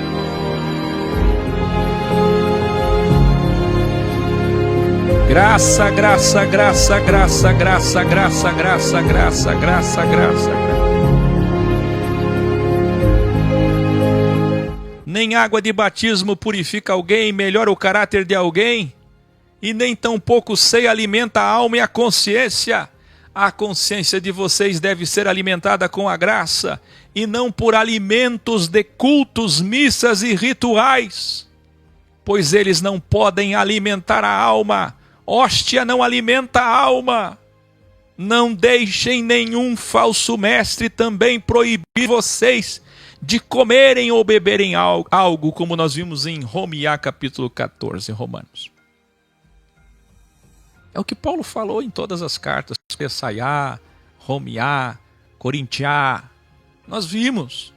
O que é que Paulo está tratando aqui? Os legalistas, se você não conhece Bíblia, Tanar, Torá, você aprendeu tudo errado na teologia, então seja humilde. Toda a primeira Bíblia, chamada de Antiga Aliança, Velho Testamento, tem leis, dogmas, são 613, proibindo vários tipos de alimentos e obrigando, impondo que as pessoas comam outros tipos de alimentos em rituais e festas comemorativas, quem está entendendo? E é para eles, legalistas, Bíblias, que Paulo está dizendo. Esses são os falsos mestres. Então quem é o falso mestre? Quem é o falso mestre? É o Áquel. Quem é aquele que prega Velho Testamento, primeira Bíblia. Qual é a letra que mata? Quem prega velho. O que é letra? A Bíblia de Moisés. O que é que mata? Quais são os rituais mortos? Onde é que tem ritual morto? Onde é que tem bruxaria? Quem é o satanista aqui? Eu? Sou eu que tomo um copozinho de suco de uva ou de vinho dizendo que é sangue? Ah, mas é símbolo. Vamos ver se é símbolo. Deixa eu visitar lá a tua denominação para eu fazer algumas coisas com esse, para ver se é símbolo mesmo.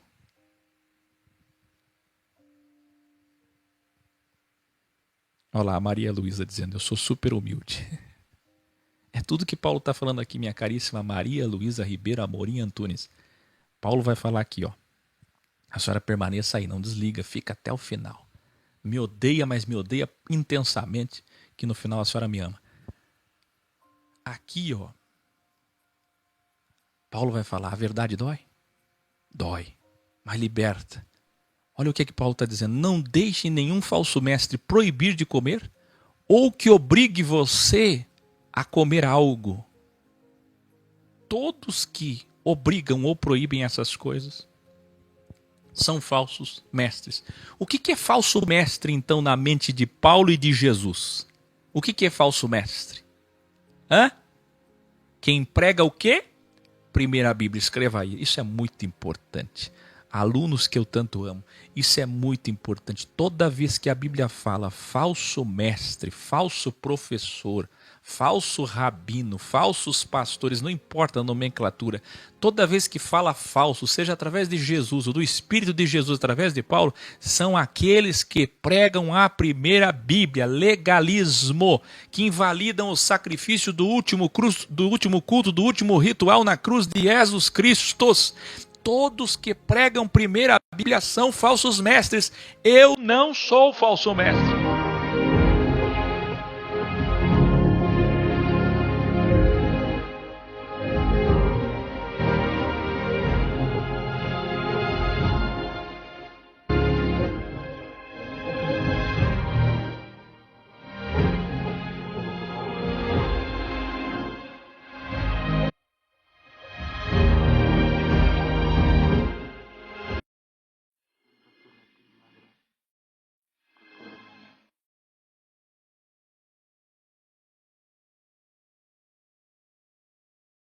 Quem prega a graça, prega a verdade. Não pode ser falso. Você sabe que joio, falso e anti vem tudo da mesma raiz. Então, quando fala anticristo, é a mesma coisa que joio, é a mesma coisa que falso. Quem que é contra Cristo? Quem é falso, quem não é verdadeiro, não é original. Estão entendendo? Quem ainda está na primeira Bíblia e ainda come ou bebe elementos sagrados materiais, não, está aí na tua Bíblia, não tem direito de comer do pão material, imaterial e de beber do vinho do cálice imaterial. Sabe o que Paulo está dizendo? Não tinha Santa Ceia como tem hoje. Então Paulo está falando da Páscoa. Mas você que só conhece aquela Eucaristia católica e a Santa Ceia evangélica está lembrando disso. Você está remetendo a isso, mas não é disso que Paulo está falando. Paulo está falando da Páscoa. Paulo está falando dos rituais, das festas, festa dos tabernáculos, festa da expiação, festa do Pentecostes. Essas festas, e fora das festas, que existiam proibições e dogmas para comida e bebida. Então Paulo está dizendo o seguinte: quem ainda vive de elementos sagrados, olha, esse pão aqui é sagrado, esse cordeiro aqui é sagrado, esse vinho aqui é sagrado, esses elementos aqui são sagrados, não tem direito de comer do pão imaterial que é Cristo, o pão da vida, e beber do vinho imaterial que é o sangue de Cristo, a bebida espiritual para a consciência. Por quê? Porque vocês lembram que Paulo vem falando desde Hebreus 7? Tinha o santo e o santo dos santos. O santo também é chamado de tabernáculo. Porque o tabernáculo tinha o santo e o santo dos santos, depois o templo de Salomão. Então, quando fala santo, mesmo depois que não existia mais tabernáculo, nem tenda, só templo, o santo permanece com a concepção de tabernáculo. Porque a primeira parte, a parte da frente do templo, era para rituais. O véu não era rasgado, não tinha acesso ao Santo dos Santos. Então, você só tinha acesso à matéria, e não à imatéria, à consciência. Ninguém tinha o Espírito de Cristo na consciência, no Santo dos Santos. Estão entendendo?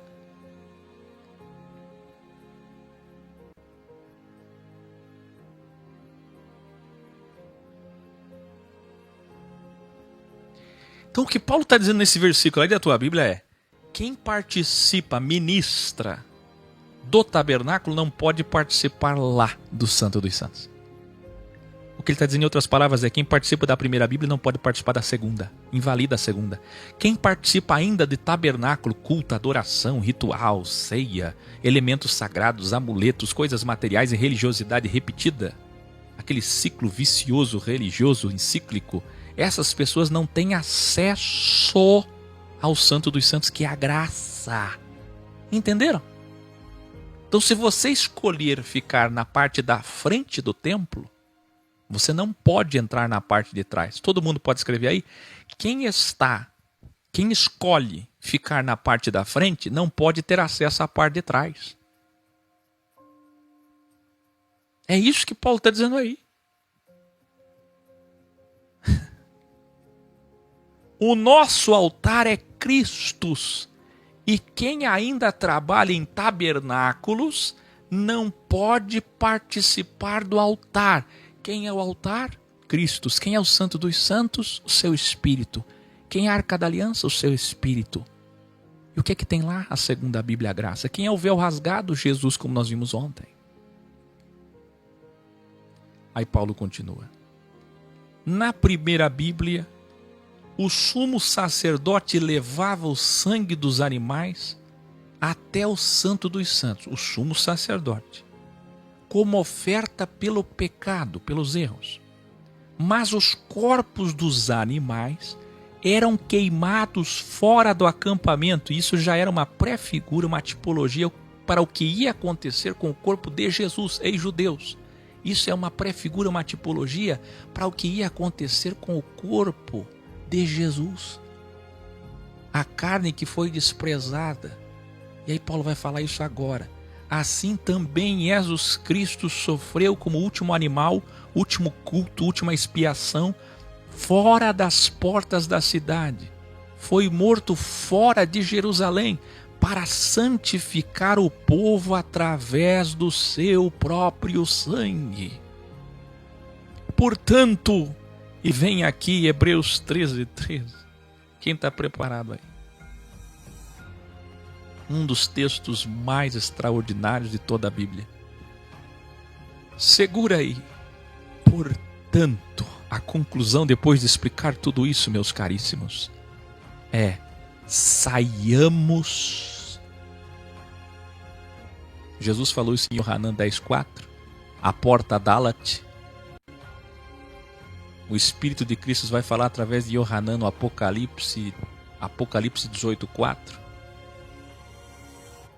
Paulo já falou isso em outras cartas, mas agora, novamente ele diz de uma forma muito enfática: portanto, saiamos para fora das casas de rituais, para fora do sistema religioso de rituais e dogmas, fora da cidade, fora do acampamento, fora dos templos e casas de rituais, e suportemos fora do sistema. Olha o que ele vai dizer, está aí na tua Bíblia: os que vão nos desprezar, assim como julgaram, condenaram, desprezaram nosso Mestre Jesus Cristo do lado de fora. Vamos de novo. Portanto, saiamos. Você pode escrever aí: saiamos para fora dos templos, das casas de rituais, e suportemos os desprezos daqueles que vão nos condenar e nos julgar.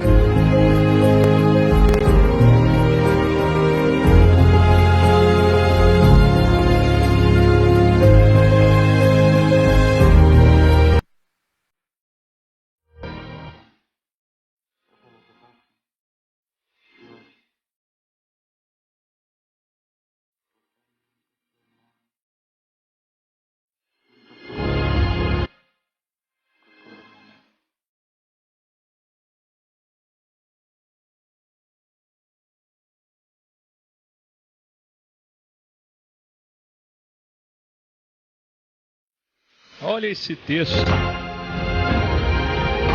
Olha esse texto.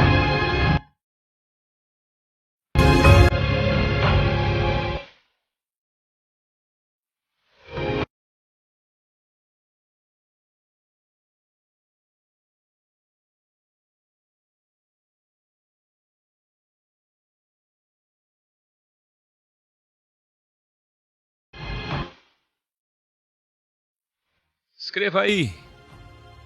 Quando Jesus foi assassinado fora da cidade, estava representando que ele é o santo de Deus, fora da santa cidade, a falsa cidade santa, fora do sistema religioso. Jerusalém significa casa de Deus. Ele destruiu o templo, você lembra João 2,18? E construiu em 3 dias fora do acampamento, fora do templo. Eu estou dizendo que na primeira Bíblia, os corpos dos animais eram queimados fora do acampamento. Escreva aí, primeiro. Olha o delta.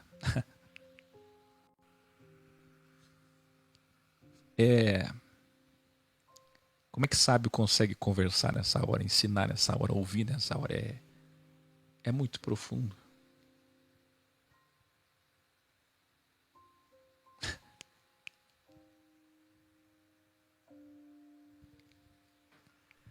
Vamos lá. Respira.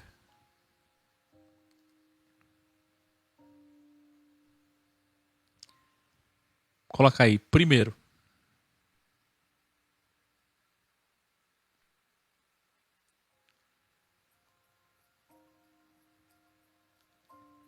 Primeiro, os corpos, pode escrever, escreva para você aprender. Corpos de animais dos sacrifícios eram queimados fora do acampamento hebreu, representando a nossa saída do sistema religioso, sabe há quanto tempo? Há 3.500 anos atrás. Há 3.500 anos.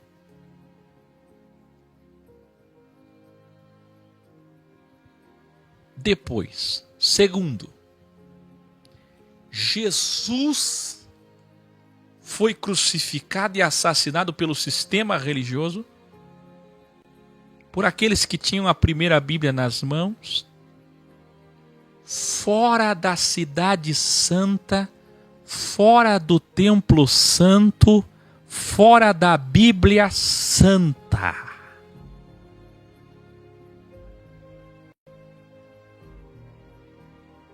E terceiro, vamos fechar o delta?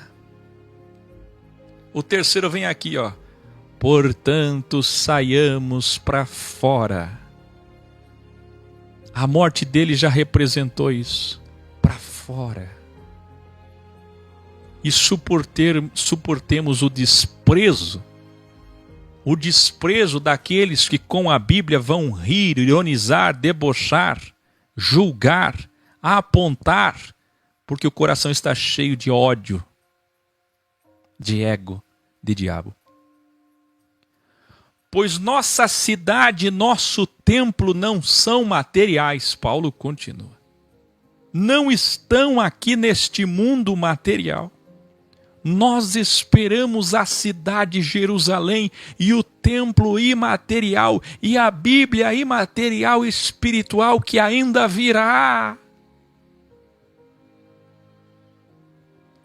Até que o reino imaterial venha, ofereçamos um sacrifício verdadeiro, uma oferta verdadeira, um louvor verdadeiro, não só de lábios que confessam e cantam o seu nome, mas fazendo o bem, repartindo com os outros o que vocês têm, pois esse é o verdadeiro sacrifício, a verdadeira oferta, o verdadeiro dízimo, o verdadeiro louvor, a verdadeira adoração que agrada ao Criador e Senhor Jesus Cristo.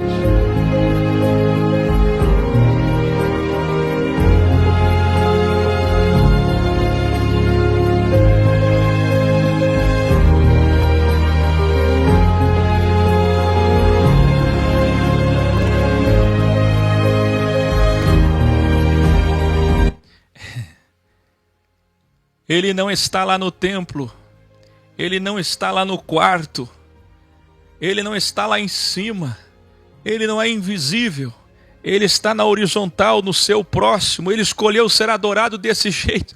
Olha o que Paulo está dizendo aqui, o que ele falou em todas as cartas, mas aqui, olha o que ele diz, até que o reino venha, vamos louvar, vamos adorar, e não é com as mãos levantadas.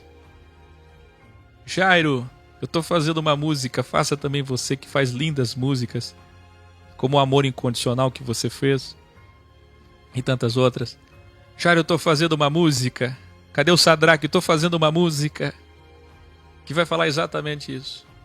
Uns louvam com as mãozinhas levantadas. Ei! Ofereçamos um sacrifício verdadeiro, uma oferta verdadeira, um louvor verdadeiro, não só de lábios que confessam e cantam seu nome, mas fazendo o bem, repartindo com os outros. Como é que se louva a Deus? Repartindo com os outros o que vocês têm, pois esse é o verdadeiro sacrifício, oferta, louvor, adoração que agrada ao Criador. O que é? Caridade, amor. Como é que se louva a Deus? Estendendo a mão para o próximo e não estendendo a mão para cima. Viu, Jairo? Viu, Sadraque? Não é com as mãos para cima, é com as mãos estendidas para o próximo.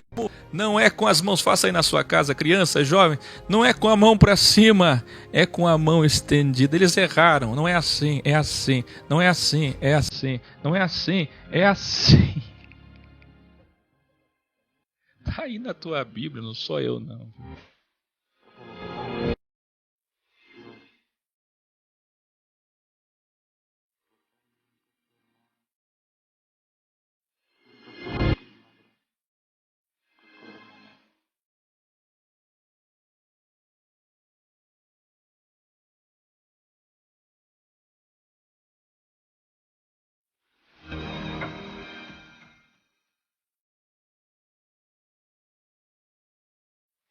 Revelare. Que texto claríssimo sobre o que é louvor e adoração, como sempre ensinamos.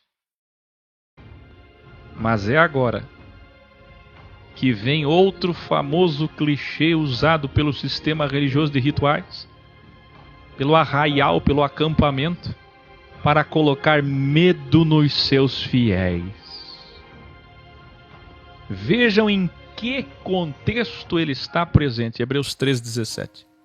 Como falamos no livro de Sistematizando e Desteologizando, quando ensinamos lá os primeiros graus, ainda numa linguagem para crianças, que existe uma grande diferença, gritante, entre imitar, atentar, observar, como vocês escreveram antes, que é o versículo 7, ter como exemplo e referência, que é o versículo 7, deste mesmo capítulo, e obedecer, como o sistema religioso escolheu traduzir, neste versículo 17. Assim como existe grande diferença entre salário e sustento, assim como existe grande diferença entre ajudar e autoridade, assim como existe grande diferença entre professor e líder ou pastor. Veja, para quem é evoluído não tem problema. Etimologicamente não existe muita diferença, pastor, professor, são metáforas. Mas as variantes textuais propositais e adulterações de sinônimos postas dessa forma corroboram com o mau entendimento dos textos pelos involuídos. Pois hoje se tem outros valores para essas palavras por causa da contaminação da teologia. Veja os originais e enxergue a verdade. Paulo continua e aqui vem o 17 naquele contexto. O que é que teve antes? O verdadeiro louvor, verdadeira adoração, que é o quê? Mãos para cima ou mãos assim? Mãos para cima na vertical ou mão na horizontal? Escreva aí, mão na vertical ou mão na horizontal?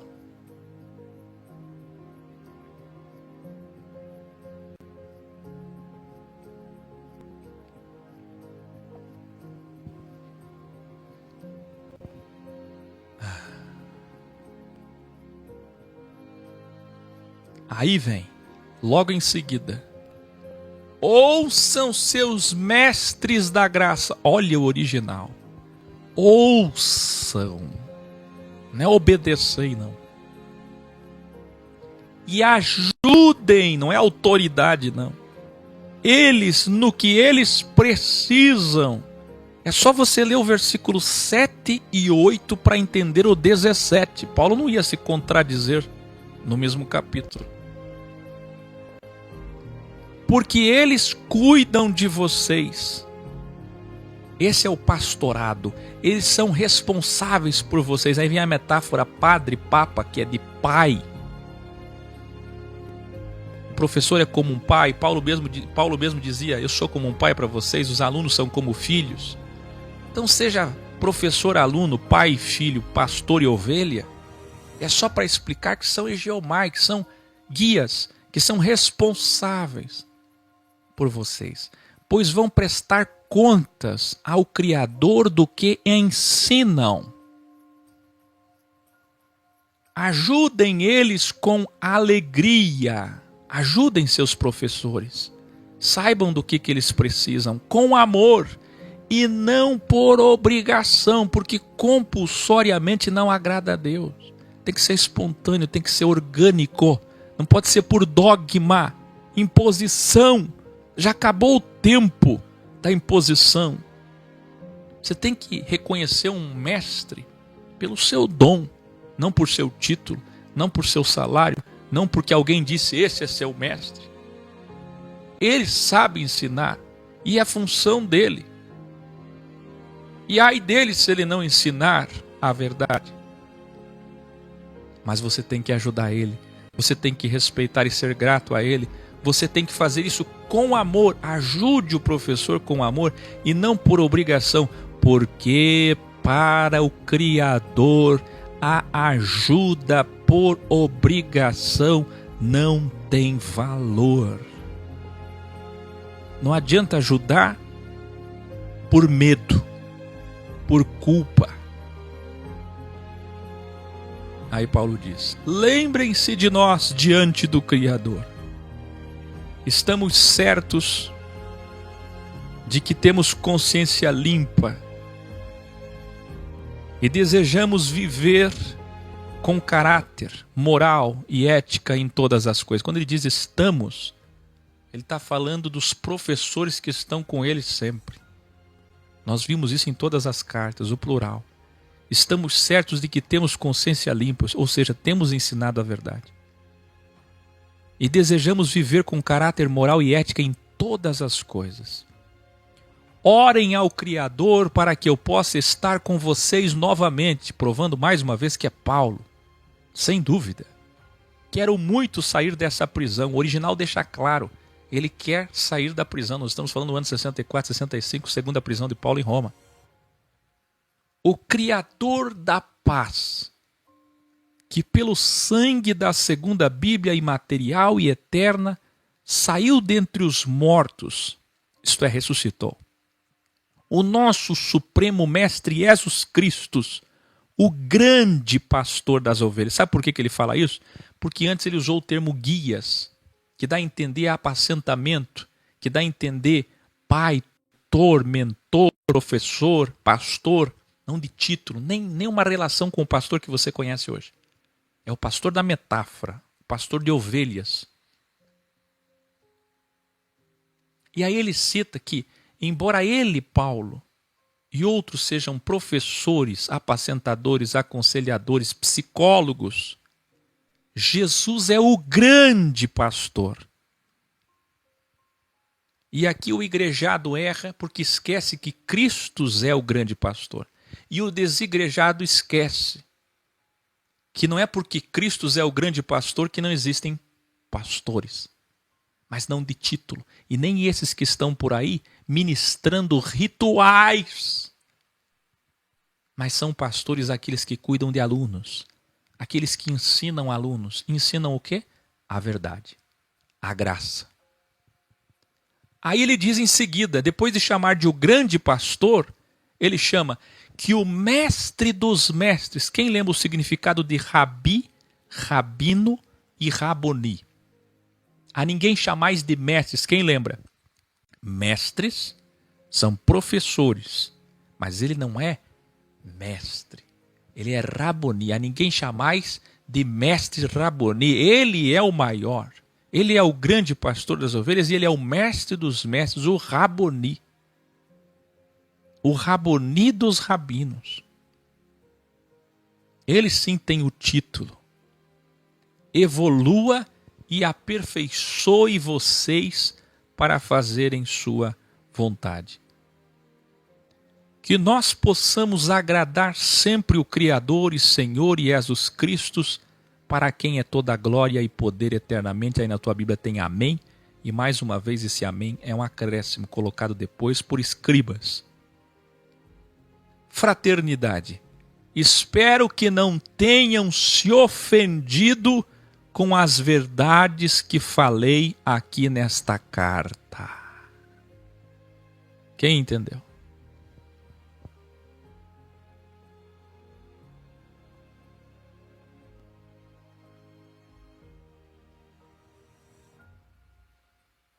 Quantos que se ofendem com verdades que nós falamos todo dia? Não é verdade? Vocês não veem isso comigo todo dia há 7 anos? Olha o que é que Paulo diz. Espero que não tenham se ofendido com as verdades que falei aqui nessa carta. Apesar de que eu resumi os temas, e olha que é uma carta longa, nós vimos. Foram necessários 5 graus, aproximadamente 8 horas de estudo, para poder entender essa carta. E ele diz, eu resumi os temas. Vocês lembram que ele tinha dito? Que ele ia fazer de tudo para evoluir as consciências daqueles que estavam no leitinho ainda. E aí ele começou a discorrer, dissertar o alimento sólido para adultos, para de maior. E que alimento, não é? Iluminare. Paulo fala na mesma linguagem que usou no final da carta aos Gálatas, provando mais uma vez sua autoria e principalmente que essa carta fala verdades, libertadoras, assim como a Epístola aos Gálatas. Por isso que o professor Áquil colocou: quem entende Hebreus sai dos templos, quem entende Hebreus sai das igrejas, igual eu fiz, quem entende aos Gálatas sai das igrejas. Eu fiz isso aos Gálatas e fiz isso com Hebreus, porque essas duas cartas são libertadoras. São as duas que no fechamento, no epílogo, ele coloca essa expressão. Em Gálatas vocês devem lembrar: por acaso me tornei vosso inimigo por vos dizer a verdade? Quem lembra desse texto? E aqui ele diz exatamente: eu os ofendi por falar isso? Paulo continua: quero que saibam que o nosso fráter Timóteo, provando mais uma vez que é Paulo, foi posto em liberdade, se ele chegar logo. E aqui nós ficamos informados que Timóteo também foi preso. E se ele chegar logo, irei visitar vocês com ele. Paulo achava que seria liberto, que sairia da prisão assim como Timóteo. Isso não aconteceu dessa vez. Saudações a todos os seus professores e a todos os alunos. É a primeira vez que ele termina encerrando, saudando os professores. Embora ele já começou cartas cumprimentando professores. Mas ele encerra cumprimentando professores e alunos. Os cristãos da Itália em Roma também enviam saudações para vocês, provando mais uma vez que é Paulo. Que a graça sempre esteja com todos vocês. E eu deixei um grande revelário para o final sobre a carta aos Hebreus. Escreva aí, aos Hebreus. Pode escrever, nós estamos encerrando ela. Vai ser a última vez que você vai escrever isso. Não é assim que você conhece essa carta? Pois, na verdade, essa carta deveria se chamar a Igreja de Jerusalém. Como quem morava em Jerusalém eram israelitas, essa carta se chamaria aos israelitas, levando-se em consideração a tribo de Judá, aos judeus e arrudins, ou ivirins, aos hebreus, que é o que Paulo escolheu fazer. Até para remeter o tempo do passado lá de Abraão, para pegar lá na raiz de Hebron. Entenderam? Agora veja, revelare. Esta carta foi, na verdade, a igreja matriz, se fosse hoje. A igreja sede. A primeira escola de Jesus. A igreja em Jerusalém. E quem é que colou todos os graus desde o 200, dos 28 capítulos de Marcel Rim, Atos? Quem colou? Quem lembra dos problemas que tivemos com Tiago, quando ainda era legalista? Que nós vimos em Gálatas 2, os legalistas, Pedro que ainda estava legalista. Vocês têm ideia que essa carta aqui foi escrita para os professores? Sabe quem são os professores que ele está falando aqui? Escreva aí. Sabe a quem se dirige esse Hebreus 13:7, Hebreus 13:17, e agora no final que ele diz saudai os professores? Sabe quem são esses professores? Pedro, Tiago. Quem entendeu? O segundo Tiago, o primeiro tinha sido decapitado. O segundo Tiago, que era primo do Senhor, que tinha problemas com o Senhor, que era contra Jesus quando ele estava em carne, que duvidava dele e depois passou a segui-lo e foi o mestre de Jerusalém. Esses são os professores. Nós vimos isso em Atos 15, quem lembra? Quando Paulo esteve diante de Pedro e de Tiago. E naquela reunião, quem falou durante a reunião foi Pedro e Tiago. Esses são os professores. E também João. E outros apóstolos que andaram com Jesus e que ainda moravam e participavam das reuniões em Jerusalém. Portanto, a escola de Jesus mais legalista, mais problemática de Jerusalém, é para eles essa carta. E é por isso que essa carta fala verdades. Agora, eu não sei se você está entendendo. Eu vou explicar de novo porque que eu deixei esse grande revelário para o final. Quem lembra que Paulo enfrentou Pedro na cara, diante de todos, por causa da graça, que Pedro ainda estava na primeira Bíblia? Quem lembra? E se eu disser para vocês que quando ele diz assim, não se ofendam, espero que vocês não se ofenderam com as verdades que eu vos falei, vos ensinei. E se eu disser para vocês que essas verdades são para Pedro, para Tiago, para João.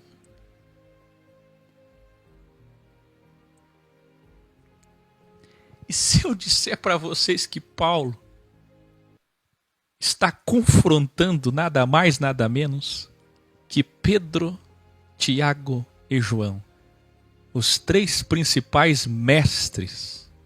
Por isso que ele diz assim no final: imitai vossos professores, atentai para eles, sigam eles como exemplo, sigam Pedro como exemplo, sigam Tiago como exemplo, ajudem eles, mas eles vão dar conta, eles vão prestar conta do que eles estão ensinando.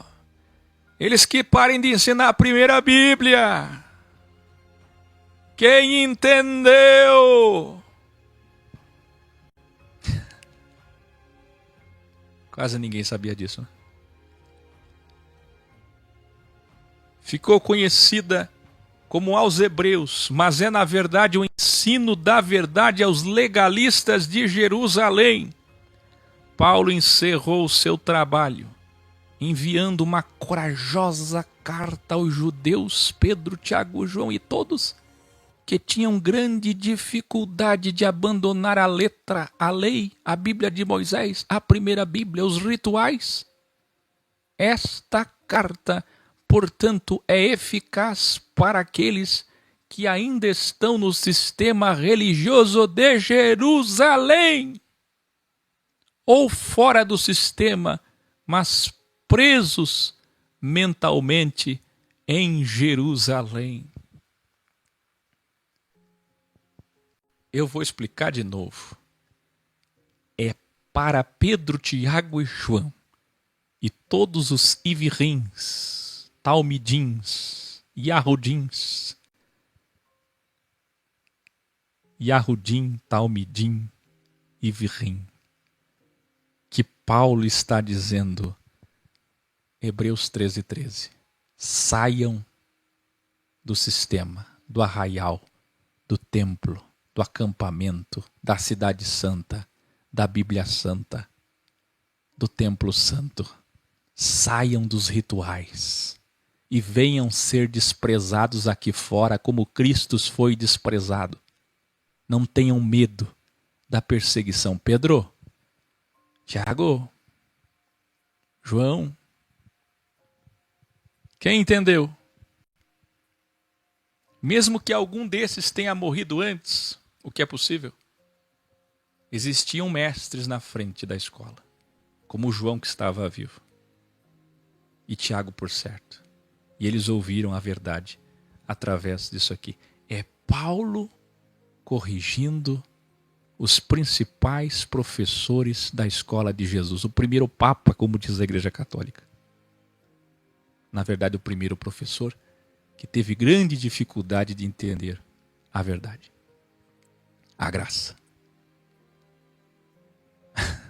Que lindo. Terminamos aqui mais uma missão aos Hebreus, capítulo 13. 13 capítulos originais. Amanhã começa Tiago. Tiago,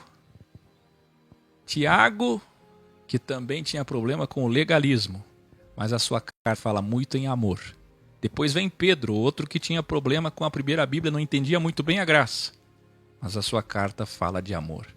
Sabe o que está acontecendo aí? Aí fora. Sabe o que está acontecendo aí fora? Vou dizer para vocês. As pessoas, teve até um aqui que me encontrou em Gramado e disse para mim que estava contaminado por isso. Uma pessoa aqui que me reconheceu na rua. As pessoas estão contaminadas. Sabe o que está acontecendo aí fora? As pessoas estão contra Paulo. É o contrário. Se fosse para ser contra, vocês tinham que ser contra Tiago, Pedro, João.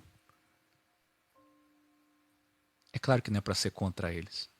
Porque nós vamos ver que por mais que Pedro, Tiago e João tinham dificuldades de entender a graça, o Espírito de Cristo não permitiu que eles escrevessem coisas tortas.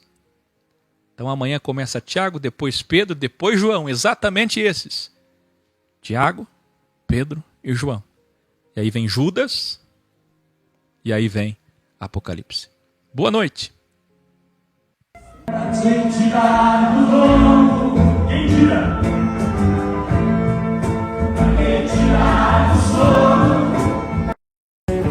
X.tv.br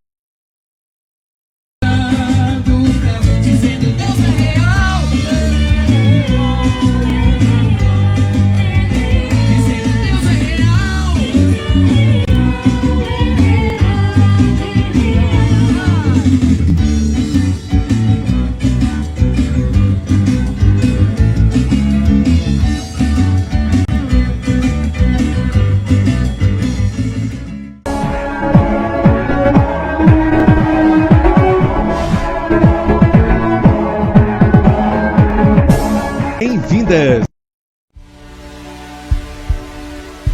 Agora, as manifestações são com caridade. Se nos deixarem entrar, manifestamos a verdade dentro das sinagogas. Se não deixarem, manifestaremos no pátio dos templos com caridade.